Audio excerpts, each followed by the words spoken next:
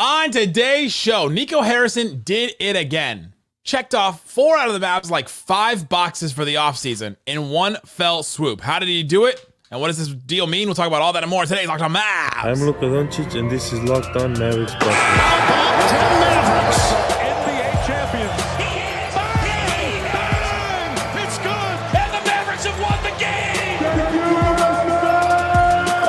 If you don't believe, you shouldn't be here. Loyalty never fades away. And welcome. You're locked on to the Dallas Mavericks. My name is Nick Angstadt, media member and NBA channel manager for the Locked On Podcast Network, where we let it ride for a trade. Oh, we're letting it ride. Sure. Why not? Thanks for being part of the show and making Locked On Mavs your first listen today. The best way you can help us grow the show is to listen every day, leave a 5-star review on any podcast platform you listen to, like the video on YouTube, and comment anything below. Let me know your favorite part of the trade in the comment section on YouTube. Today's episode is brought to you by Game Time. Download the Game Time app, create an account, use that code LOCKEDONNBA for $20 off your first purchase. Terms apply. And joining me, as always when crazy things happen, the finals fiend, the post-game prodigy. What you got for me, Slightly Biased? Man, it feels kind of dirty. We traded away Tim Hardaway Jr. and let it ride immediately. No, you trade for Quentin Grimes, right? It's Okay, all right. Like, All right, we'll let it ride for Quentin every Grimes. trade away from someone is a trade for someone else. That's a great point. Maybe in the future, but yeah, the Mavs make a move and they make a trade. And hey, we love trades. We love talking about trades. We'll talk about the implications of this trade. We'll talk about Tim Hardaway Jr., what he brought to the Mavericks, what he meant to the team, and all that kind of stuff. We'll also, I think we may touch on the Kentavious Caldwell-Pope rumor, the KCP that one is rumor. shocking. Maybe we'll talk about that one a little later. Nuggets, a little petty, and I kind of like it. I kind of love it. Yeah, it makes sense. We'll talk about what this means for Derrick Jones Jr. We'll talk about Quentin Grimes and who he is and all that stuff. But Slightly, I want to start here. Nico Harrison did it again. He did it again. Yeah, I mean, This is one of the first off seasons going into it where I felt confident. All right, I don't think I have to worry that this franchise is going to make a move that is super embarrassing, ridiculous, that I'll have to come on here and figure out some way to like pitch to everybody, because for years the Mavs would make moves and I'd be like, all right, Christian Wood, all right, now I gotta figure out a way to pitch this to be like, all right, this is a good move for the Mavericks. This is why the Mavericks are doing it, to try and figure out their rationale about moves. Heartbreak is one thing. My ego is another. I beg you, don't embarrass me, MFer. That line from the Sabrina Carpenter song is embodied what Mavericks fans felt like going into off seasons for the last, like, I don't know, 5, 6, 7, 10, 15, 20 years. And I went into this offseason confident that I think Nico Harrison would make the right trades. And this one is one of those where you get off of Tim Hardaway Jr.'s contract. It checks a whole bunch of boxes. Get off of Tim Hardaway Jr.'s contract, which you needed to do for several reasons. One of those is you create enough space to bring back Derrick Jones Jr. This trade solidifies they'll bring back Derrick Jones Jr., I believe.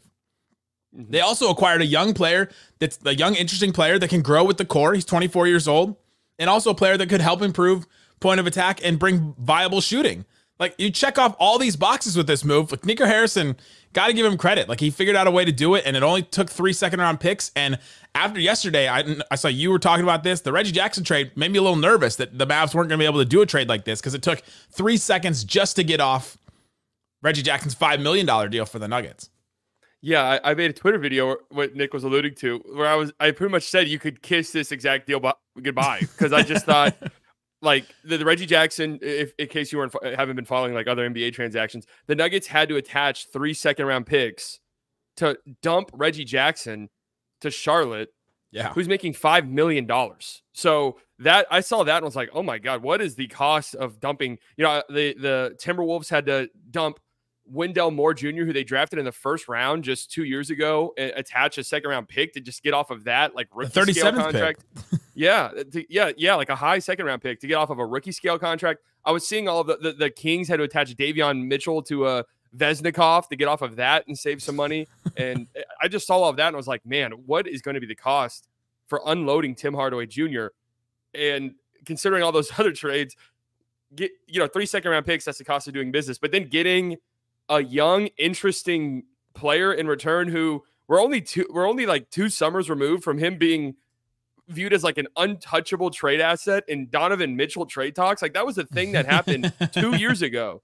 And this is a young guy. I mean, it's an insane trade. I can't believe the Mavs pulled it off. If I'm a Nuggets fan, I'm looking at this like, what just happened? Like how did we get, like, where did we go wrong? If I'm a Pistons fan, admittedly, I'm looking at this like, what did we get in return? Like, how could we have not gotten something else from this?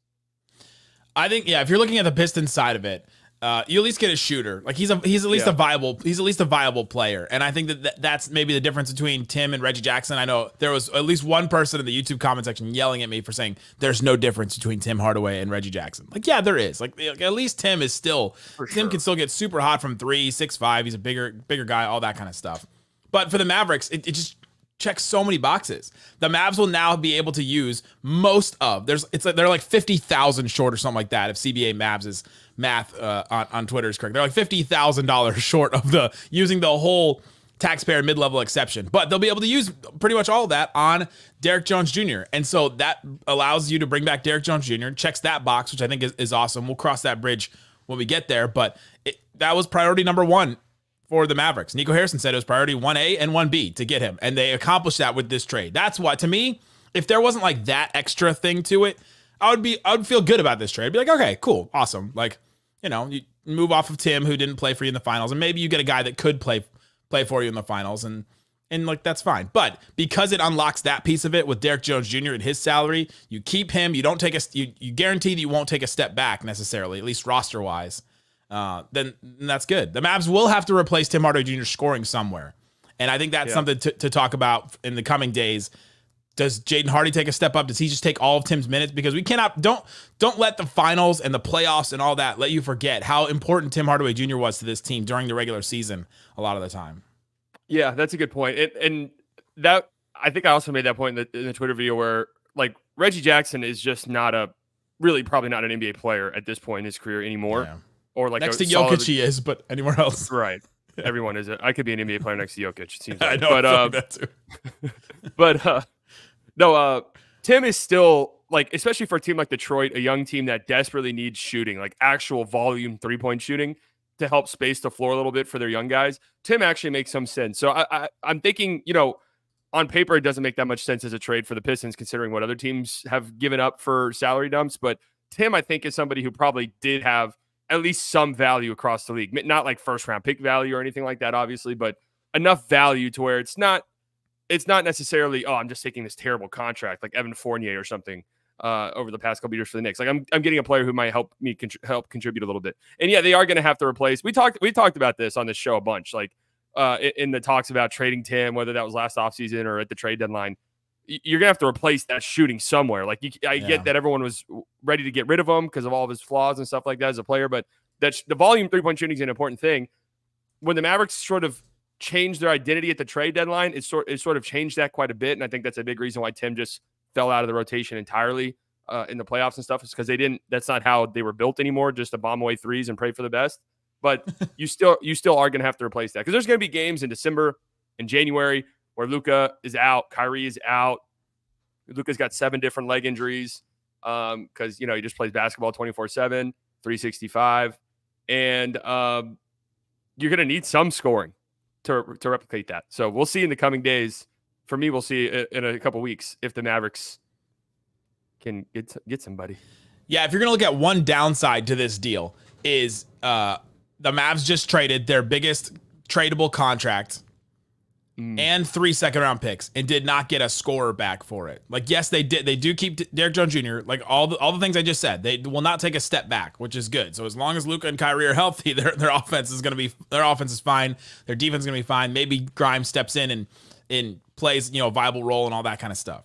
They did not upgrade at offensive creator, which is a big thing that we've been saying even through the playoffs. Like, all right, well, in the offseason they really got to focus on that. You just lost your biggest contract to do that, just lost 3 second-round picks, and that's maybe a downside to it, is they didn't do something else that could have helped them. But this is a helpful, good move, I think, overall. Like, it does check a bunch of boxes, does a lot of things. Coming up, let's talk about what Quentin Grimes brings to the team. Can he play? What's his role? What does he do? All that kind of stuff. We'll talk about that and more coming up. You don't believe you shouldn't be here.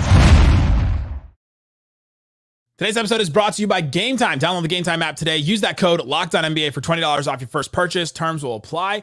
You can do all kinds of stuff with Game Time. I used it to go to Wings games. I've used it to go to musicals in the past. I went to Les Mis back in December. Used Game Time. Right now they have tickets to Copa America that'll be at the AT&T. $114 is the cheapest ticket. You can do that. You can also go to a Rangers game. $27. They have it right there. They also have Cowboys games.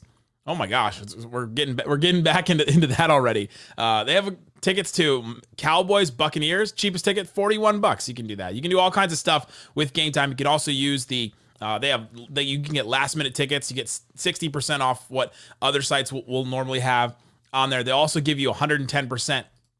They'll give you 110% guarantee on your tickets. And so if you find a ticket that's lower somewhere else, Game Time will credit you 110% of the difference. So that's super great too. Take the guesswork out of buying MLB tickets and all kinds of other tickets with Game Time. Download the Game Time app, create an account, use that code LOCKEDONNBA for $20 off your purchase. Terms apply. Again, create an account, redeem that code LOCKEDONNBA for $20 off. Download the Game Time app. Last minute tickets, lowest prices, guaranteed.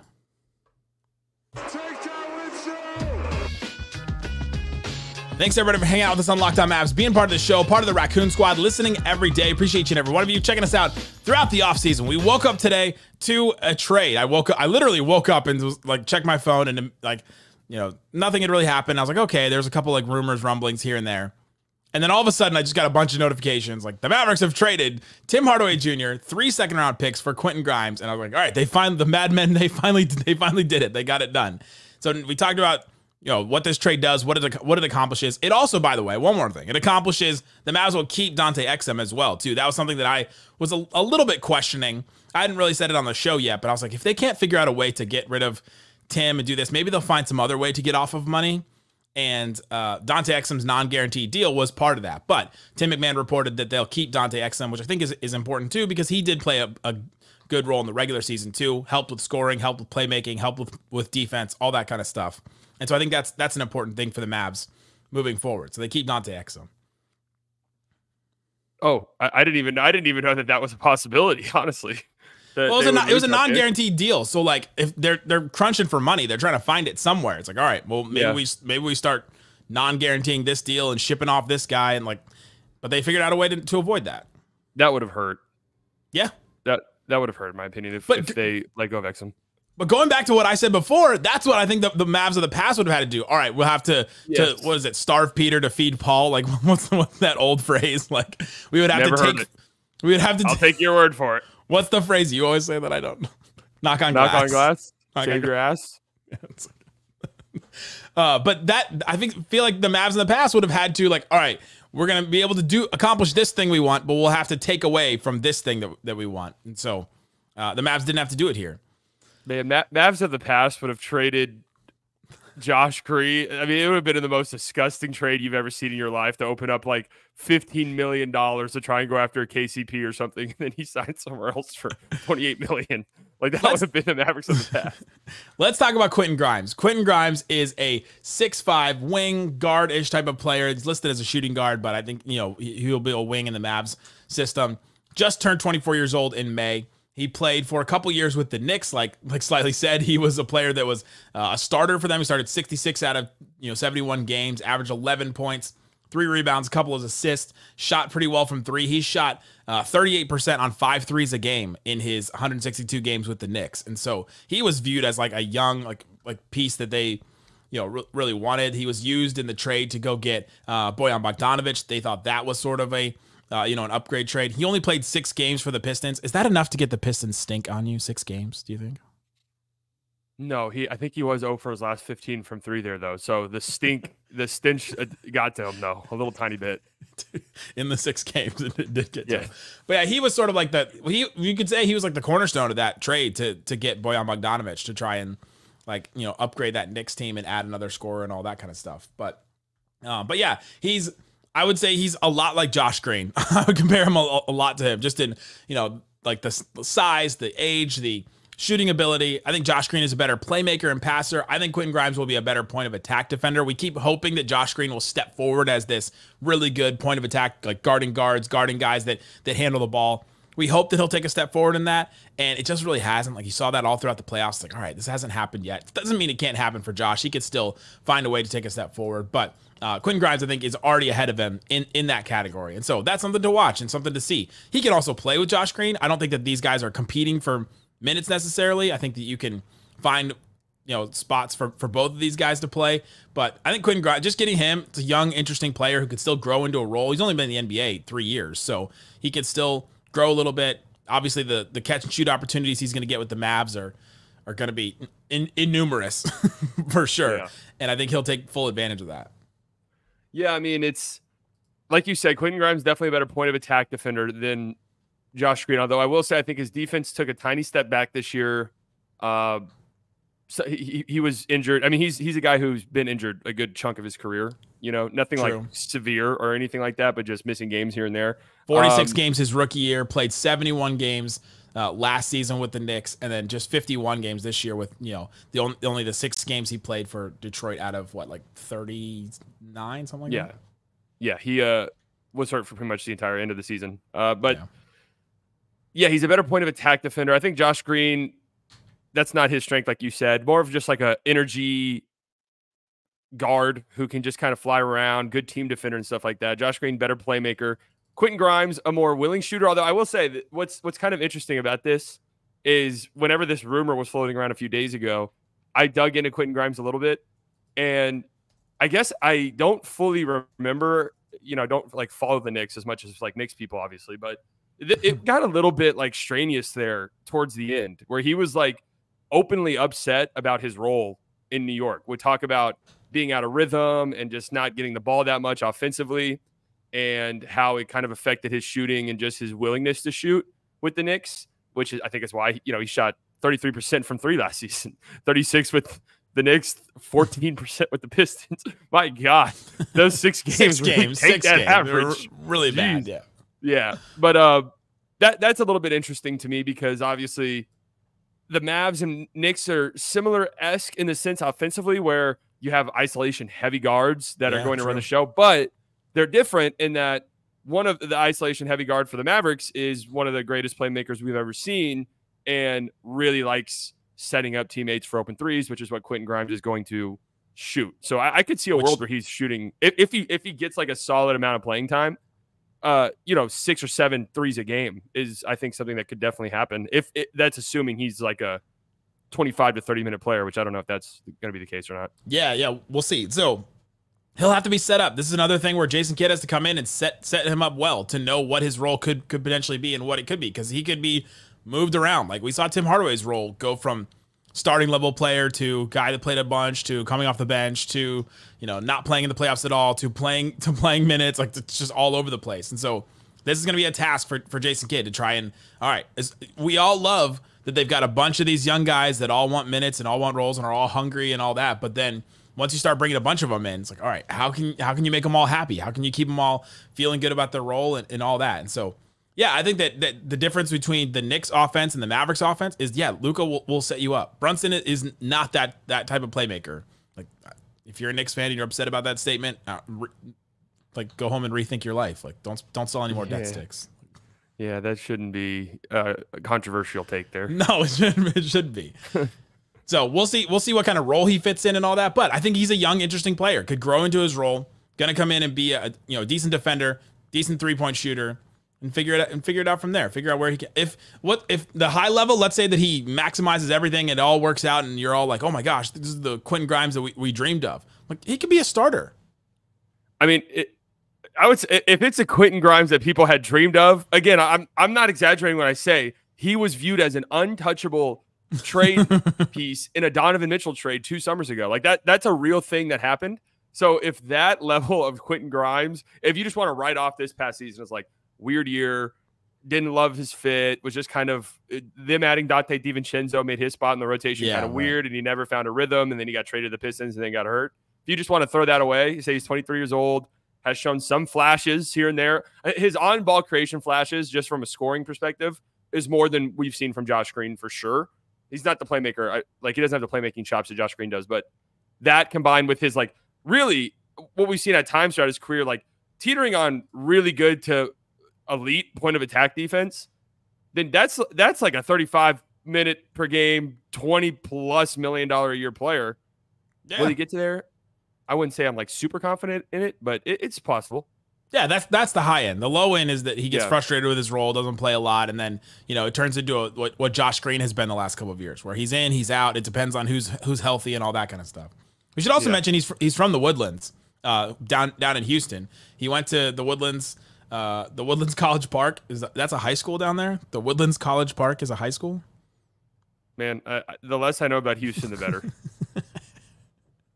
But he's getting closer to home there, so good for him.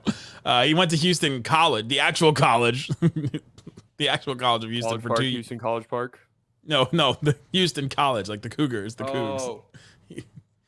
So he went to Houston. He went to Woodlands College Park for high school. Then he went to Houston College, like the college. I mean, how confusing is that? You didn't go to high school in Texas, did you? I did not. Some of these high schools are so big that you could be tricked into thinking they're a college. That's very true. So yeah, that's Quentin Grimes. That's how we feel about him. We'll see what happens. We'll talk more about him in the coming days. We'll probably bring on Locked On Knicks guys to talk about his fit and all that kind of stuff, and we'll do that. But coming up, let's talk about Tim Hardaway Jr. Let's talk about KCP. Did the Mavs try to get KCP? Could they still get KCP? Some of their next steps. We'll do that and more coming up. You don't believe you shouldn't be here. Today's episode is brought to you by eBay Motors. Passion, drive, patience. It's the formula for winning a championship. It's also what keeps your ride or die car alive. eBay Motors has everything you need to maintain your vehicle or level it up, improve it, add something to it. Something like a supercharger, a roof rack, an exhaust kit, LED headlights, and more. Whether you're in speed, power, or style, eBay Motors has you covered. More than 122 million different parts. That's a lot of parts. Number one ride or die, we will always have exactly what you need and what you're looking for. With eBay Guaranteed Fit, your part is guaranteed to fit your ride every time or your money back. Because with eBay Motors, you're burning rubber and not cash. With all the parts you need at the prices you want, it's easy to make your car the MVP and bring home huge wins. Keep your ride or die car, truck, SUV, suburban, van, anything alive at ebaymotors.com. Eligible items only, exclusions apply. eBay Guaranteed Fit only available to U.S. customers. My first shot, my first make. All right, Slightly, we're talking about the Mavs trade of Tim Hardaway Jr., 3 second-round picks for Quentin Grimes. We like the move. Checks off a bunch of boxes. Quentin Grimes, interesting player. We'll see how he fits in a rotation. We'll talk about that more throughout the offseason, so stick with us. Let's talk about Tim Hardaway Jr. here. Tim Hardaway Jr. leaves the Mavericks. He was with the Mavericks for, 5.5 years or so. He comes over in the Porzingis deal. He's now the last piece of that Porzingis deal that finally is gone now. We're free of it. We're free of the draft pick. Yeah. We're free of the draft pick from this draft that just happened, and we're free of Tim Hardaway Jr. now. And so the first Porzingis trade is now over. And the second one, technically, because Dinwiddie and Bertans are both gone, too. True. What was the second-round pick we gave up in that? Has that already passed, or was that some 2040 pick? I think every second-round pick in yesterday's draft were all traded at some point. So I'm not going to stop. They usually are. Like, the 2028 one, so the Mavs gave up in the Tim Hardaway to Detroit trade that they just did. They gave up a 2025 Toronto. I have no idea how they have that pick, by the way. I was trying to think. I was like, how do they have that? 2025 Toronto second-round pick and 2028 picks. And I went and tried to look it up. So there's Real GM has a tracker where it's like all the second-round picks and where they come from. And like, let me just read this. I'm going to read it. The 2028 ones that the Mavs have, one of them to Indiana, if Indiana has conveyed second potential first-round pick to Toronto by 2027, or if Toronto, if Indiana has not conveyed second potential first-round pick to Toronto by 2027. They also have the less favorable of Charlotte and the Clippers. Miami, if Dallas conveys first-round pick to Charlotte in 2027. So I don't know where these picks are coming from. Yeah, but they're coming from. They had them. They had 4 second-round picks. Now I think they only have 1. The protections are just so I don't. They'll start rambling them off like Phoenix if they swap with Houston and then Houston could swap with Memphis, and I'm just like, all right, I'm out. Just tell me who's picking where in the draft. It's ridiculous. These second round picks, I got tagged a million times.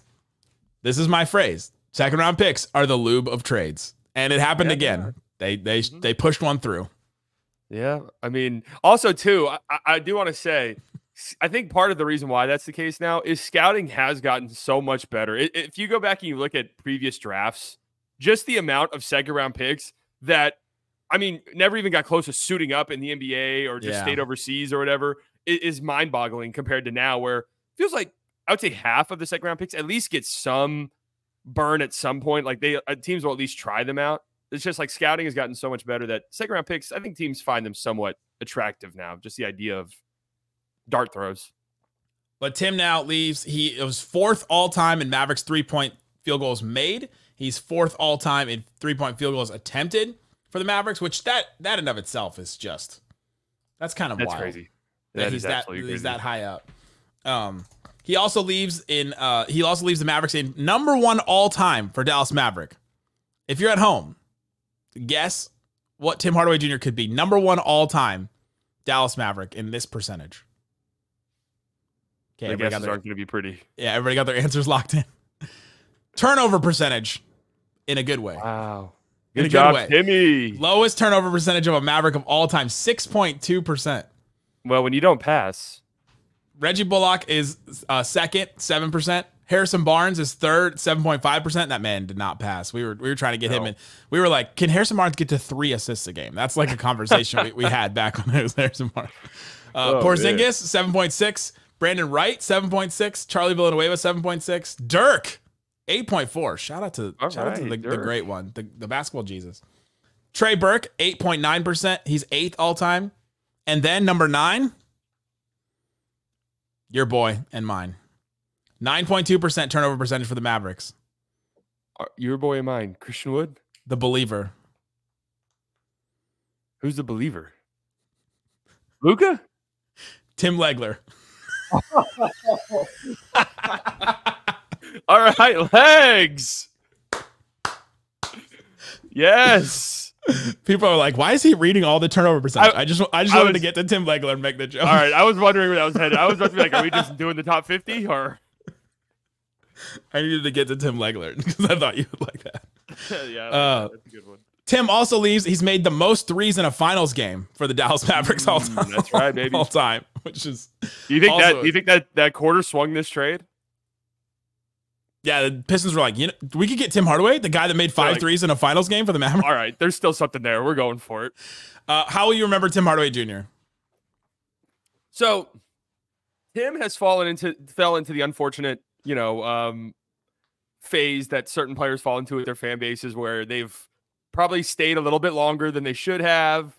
Their role on the team was maybe a little bit bigger than it should have been, and then things turned very toxic. I thought a lot of the toxicity towards Tim was unfair and oftentimes way too far. And that's not just like a Mavs fans thing. Every fan base does this, where it reaches a point where it's like, all right, like we're talking about like a human being here, guys. Like, let's reel it in a tiny bit.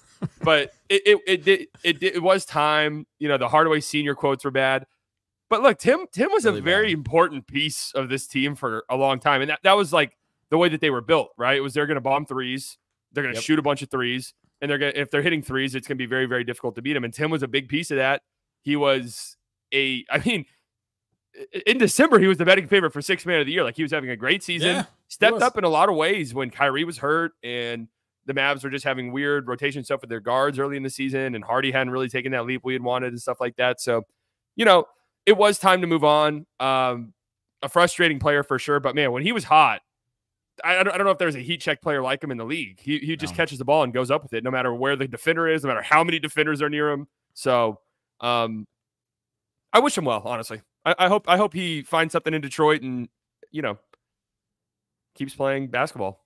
Yeah, exact same that I feel about him. Yeah, he got maligned by the end of his career. There's times where you just were frustrated at him because you saw the potential of it. You saw there's some days where you're like, man, Tim Hardaway Jr., how great. Just bombing threes. Like, nobody can stop this guy from hitting threes. And then you'd watch him in transition turn the ball over again, and you're like, oh my gosh. Or take a three that he probably shouldn't, or do that. The Mavs needed that unconsciousness sometimes, though. They needed that guy to come out and just not be afraid to take a shot. They needed it in the finals, and Kidd tried to go to it a couple times too. Yeah.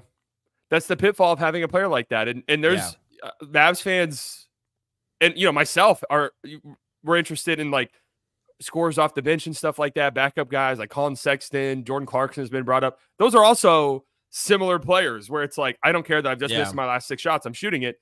And there will be the same frustrations with those guys, assuming the Mavericks go and get them. And those guys are, I think, more talented than Tim Hardaway Jr. Don't get me wrong, but those are important players for teams, and it's frustrating in the moment. But like you said, that level of unconsciousness where it's just like, I'm shooting, I don't care. Last thing here, let's talk about the KCP rumor. Mark Stein reported the Mavericks and KCP did have mutual interest in figuring something out. KCP just declined his $15 million player option for the Nuggets, and so it looks like he's going to leave the Nuggets. All the comments that Calvin Booth, the GM, made and all that just seems like they're not going to be able to bring him back unless they do something. They got to move off of contracts and do this, and they got to do just basically what the Mavs just did, but in a bigger way, to keep KCP. And there are teams out there that will sign him. Like, the difference between him and Tim Hardaway is that there will be teams that are very interested in bringing him back. And KCP's an actual free agent. Tim Hardaway's not. But Stein also reported that the Nuggets, according to some, seemed uninterested in facilitating a sign and trade, even if that meant that the Nuggets would get nothing back for KCP, which is a level of pettiness that I'm for. I'm for that. Yeah. Like, hey, you, because that means that they see the Mavericks as competition, right? Like that means that all right, we don't want to help you because you're a competition in the West. And I think that that's a great, compliment. The Nuggets have seen like this team that's above everybody for so long. And now they're like, hey, we don't want to help our competition. We just didn't make the Western Conference Finals last year. I agree. I do like that level of pettiness.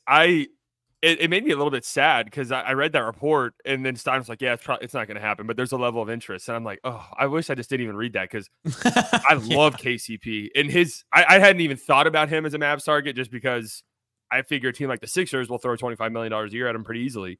I'd be interested in calling that bluff if I'm the Mavericks. Hey, you're going to lose KCP for nothing? He wants to come here. Maxey and Josh Green, you guys need depth. You guys desperately need bench pieces, man. Like, you cannot rely on these rookies and sophomores. Like, we've seen these guys. We've seen you try it. We saw you try to do it to replace Bruce Brown. You couldn't even replace Bruce Brown with these guys. Like, there's no way you can replace KCP. I'm very concerned if I'm a Pistons or Nuggets fan, by the way. That is something to watch because KCP was very important for them this year. That point of attack defense that he provided, along with the shooting and just off the dribble stuff he can do. That's a massive loss. And now they're going to have back-to-back off seasons with Bruce Brown leaving. And I thought they'd have an easier time replacing Bruce Brown, but that ended up being... That's tough. Yeah, that was a tough one. And now KCP, that's something to watch. And then these weird reports, they're like in on KLAY Thompson. And then I saw they checked in on Paul George. And I'm like, whoa, are they like... That would have to mean MPJ, right? They're like really. It would have to. Yeah, it would have to. He makes $30 million. There's no other way that they could even make salaries work. And then they're like, we're also going to give Jamal Murray, an extension or like. So this CBA is so weird in that you could lose your own players that easily, but you could retain your star players or retain your top level talent easily. Like you could do that because no one else can get them. No one else can go out and get a Jamal Murray, but they can keep that. But you can't keep a KCP. It's very weird. It's a very weird thing. The salary rules is another reason why this was such a great trade for the Mavs and why Nico did so good is the teams that like the second apron and stuff is punishing and the first apron is punishing stuff. So teams with money know that these teams that are pushing it and are trying to free up money are desperate. Like they're going to be desperate to get off of money. So I think some of these salary dump trades in the future and even now will be kind of shocking with what teams have to give up. So the Mavs getting off of what was they making? 18 million? 16 like this year. Yeah, it went down. 16. Yeah, that's right. It was a declining 16 million and getting like a 23-year-old in return is interesting. It's great. And he's not necessarily cost controlled because he has Grimes is making 4.2 million this year and then he'll be a free agent. And so we'll see what they do on that. That's not great either, but they can figure something out with that. New Stein report just now. Uh-oh. KLAY Thompson. They're intent on exploring the feasibility of signing Thompson once he makes it to free agency. Who does? The Mavericks? That's what the league sources tell the Stein line. The Dallas Mavericks with some newfound financial flexibility after securing the Tim Hardaway Jr. to Detroit trade that I wrote about on Tuesday are another team intent on exploring the feasibility of signing Thompson. This is a Stein tweet? No, it was in his in the Stein line. His thing. Somebody screenshotted it and tweeted it out. Okay, hold on while we're That could just be agent speak, though. We've got to confirm it. This would be very difficult. Yeah, league sources tell the Steinline Mavericks with some flexible, like everything you just said is correct. I wouldn't lie. I wouldn't lie to the Locked On viewers. I would lie to. They would have to not sign Derrick Jones Jr. to do that and sign Clay with their tax player mid-level exception, right? Would that be cold? I was actually kind of thinking I was doing a stream yesterday. We were talking about it in the chat. It was like if a more attractive mid-level target made itself available, like would that be cold-blooded? The guy hand holding with like holding hands with the girl that turns around meme. Like there's KLAY Thompson. Yes. I should make that real quick. Hold on, let me go to Photoshop. They could also do some kind of trade, like dump of Maxey or Josh Green, because bringing Quentin Grimes kind of makes Josh Green expendable now because you have that type of player still there. But this is interesting. They also they're under the first apron now. The Mavericks are not even like close to that second apron right now. So that's an interesting thing about this too, is that the flexibility that they have. They can find wiggle room in ways. They're much more flexible with exceptions and things like that than if they were up against the second, like the Suns. The Suns couldn't do this because they're stuck in that second apron. So they're done. This is interesting. This is interesting. Clay or Derrick Jones Jr. I thought maybe that the offseason was done and the Mavericks had done everything, but now we just learned that it's not. So, hey, stick with Locked On Mavs. We'll be here all throughout it. I'll continue to do shows until the Mavs stop being interesting in the offseason. Can we plug Slightly Unplugged? We can plug Unplugged. Tell them what it's going to be. I'm very excited for this. All right, I'm going to Europe tomorrow. I'm leaving tomorrow. Well, this is getting posted today, right? I'm assuming. Yeah, right. Yeah, okay. So I'll be in Europe tomorrow. Free agency starts Sunday, technically, is when like the prematorium time starts. I'm gonna moratorium, whatever. The prematorium. Pre-moratorium. That's where we're at right now. We're in the pre-moratorium. Yeah, right. We're in the prematorium. I'm going to delete all of the media things off my phone. Try not to know anything happening in free agency. Nobody text Slightly. No one. You guys can text me. Just don't text me NBA related news. No one text him at all. I'm not sure anybody watching this has my number besides you. I would hope not, at least. Just random texts. Hey, dude. But anyways, you'd be surprised. I've gotten texts from listeners, and I've been like, "How'd you get this?" That's pretty funny. But that's scary, actually. But I'll be back July 12th. I'll go live right when I get back on my YouTube channel, and Nick will be hosting it, and he will tell me everything that's happened. I'll keep a running list of all the NBA stuff, not just Mavericks, because you'll be like, well, the Mavs just did what they're going to do. All the NBA stuff, everything that happens. So if LeBron moves, you will probably not know, and you'll come back, and I will get to break it to you and tell you what happens. I'm very excited. It's on the Slightly Biased YouTube channel, so subscribe to that one. Stick here with this one. It's going to be fun. I'm very excited. And just before, because Europeans have gotten mad at me on Twitter for this. I understand that you guys like basketball and that there's a chance that I might find out by being there. Free agency moves. A TV is somewhere where you'll see it on ESPN or something. Like, okay, fine, but I highly doubt Europe will be covering a Derrick Jones Jr. signing. So I think that we're all right there. Or a Paul George trade, it'll be if LeBron moves teams. There's absolutely no way I would not know about it. Right. I just don't. I think it'd be. I would be getting phone calls from people that I hadn't spoken to in 10 years. It's also LeBron is not moving because his son is literally on his team now, and like he did all. You can't do all that and then leave. Like that would be insane. That would be really funny, actually. But if they're like the Rockets get Kevin Durant, you know what I mean? Like they pulled that off and do that, and Matt Ishiba looks like a liar. Then I'll get to tell you. I think there's one sneaky move. There's got to be at least one big one. We just saw the Mikal Bridges trade before the draft. Like there's always the Denny Avdia trade. Like the Denny Avdia trade. You're not finding out about that in Europe. No way. Right? Like I'm not. Because you're actively trying to avoid it. So right. So anyway, that'll be on the Slightly Biased YouTube channel. Won't be on this one. So go check out that. July 12th. July 12th. We'll do that one. It'll be live. We'll do it live. Live, of course, man. I'll write it and we'll do it live on July 12th. But stick with Locked On Mavs. We'll have all kinds of off-season stuff. We'll continue to do shows all throughout. Guys, thanks so much for listening to Locked On Mavs. Peace out. Boom. July 12th, baby. Slightly Unplugged.